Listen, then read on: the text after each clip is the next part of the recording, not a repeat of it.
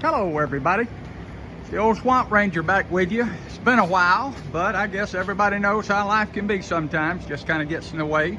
Thought I'd bring everybody up to date on where the Ranger is and the mods that have been done and what's been going on with it. But before getting started on the Ranger, let you look at that sad looking sight. Nothing wrong with the monster at all, but I decided after I put it on the market, nobody seemed to want it with that high time engine. I pulled the little C90 off, and I'm doing a major on it and pumping it with 10 to 1 like it was, and I'm gonna use it on the Ranger to get a little extra horsepower. The Ranger don't have quite as much airframe performance as the Monster did, but Monster's in excellent shape. I just pulled the wings off of it and just stored them in a different place to get more room in my hangar here. So anyhow, back to the Ranger, just to give you an update on where we're at. You know, I took the little certified airplane to the experimental category and got rid of the metal sensing itch and got me a ground adjustable warp drive that gives me some extra performance. And then naturally just not a lot of change here. I got the 29-inch ABWs, and then also obviously got the double puck Alaska bush wheel brakes, got those on there. We let's see what I've done on the wings. Obviously I got the flaps that have been mounted, and that, you know, gives me about 60 to 70 degrees of range of motion on the flaps, which works out great. And it gives me down in the approach speeds now are just over 40, and that works real well and makes it, I can get down as short as the Monster. I just can't get up quite as quick because I'm down on horsepower. And we naturally have spades on the ailerons to lighten the control pressures. You know, they designed this little airplane to be heavy on the controls on purpose. And crazy as that sounds, back in the early 40s, they thought that was a good idea. They were trying to get the little airplane as competition for all the other little mounts, the little Cubs and the Taylor Krause Lustrums and all, to get into on the pilot training program, and they thought that would make it more desirable. To me, it made it, you know, my first flight in it, I thought, wow, this thing flies so heavy on the controls. Got such a doggy feel to it. It also has such a big rudder without and a big vertical fin and a small rudder, I mean. And basically what would happen, you would run out of rudder real quick. You wouldn't have enough rudder to be able to even cross control it for a real decent slip. So I got to thinking, you know, I put a servovator on the elevator, which I did this servovator and slaved it to the elevator on purpose to be able to lighten the control surfaces and the pitch. And if you'll notice, I've got the hinge point roughly is just a little over 60% for the hinge point to lighten the loads. But on the servovator that I put on the rudder, I didn't do that to lighten the control so much on the rudder. I did it just to give me more surface area. I could have took and cut the rudder, cut on the main spar, could have took away some of this vertical fin going up, took my rudder up and gave an overhang there for aerodynamic counterbalance. But I decided rather than do that and mod it up that much, I just thought, well, you know what, I'll just build a servovator. It'll give me the extra surface area that I need. And that did exactly what I wanted it to do. It's now, I've got plenty of rudder authority. I can actually slip it to a great degree now, much more so than I need whenever it gave me more control authority than I actually use. But anyhow, that just to give you a little look too, naturally I had to bling it up and put my redneck touches on everything, you know, with the SwampRanger decals and on the side.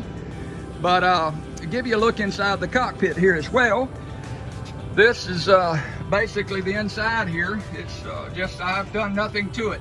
You know, whenever I got to thinking about wanting to buy me a little airplane, this is, give you a heads up, the flap handles down inside there. And also let you look, got a pretty good baggage area back here that gives me the ability to carry most anything that I want. But anyhow, that's kind of the little airframe. But whenever I got to thinking about this little airframe, or got to thinking about wanting to get something like this that I could mod up similar to what I did to the Monster, I was looking for what I call a little throwaway mount. And this little airplane happened to be sitting about 30 miles from my home base. Had been sitting in the back of a hangar for, I don't know, 15 years. I'd seen it many times and just didn't give any thought to it. Happened to be over there one day, and I asked the guy who was the A&P and IA there, I asked him about the airplane. Turns out it was his. And he told me what it was, and when he said a Commonwealth SkyRanger, I thought I knew airplanes. I had never heard of that. And so I went doing the research and found out what it was, and basically that's what we got. But it's got a little stock C85, and it always ran hot. Whenever I first bought it, even on an 80-degree day, it would run up well over 200, 210 on the oil temps and cruise. So I wound up having to put an oil cooler on it and put my little duct there for it. But she's now, the engine's performing great. I had it back last summer or early spring. I had it spin a bearing on the mains whenever on the little stock engine that came with the airplane when I bought it. And so I had to do a major on the engine. I've got about 210 hours on the rebuild. But like I say, I'm down on horsepower, and always have. It was from the day that I got it. And so I don't have quite the performance, the airframe performance that I did with the Monster. So I'm going to take the little stock, or the little C90 that's off the Monster. I've got the process already started. The cases are already at Divco, and the steel parts are at Aircraft Specialties. And when I get everything back, I've already got the 10-to-1 pistons. I'm going to go ahead and put it back together, and then I'm going to just swap the engines out and then go from there with it. But that's the latest in the update. I'm going to also put at the end of this video, y'all will see some flying videos that I've done with the Ranger here recently. But hope you enjoy, and glad to be back.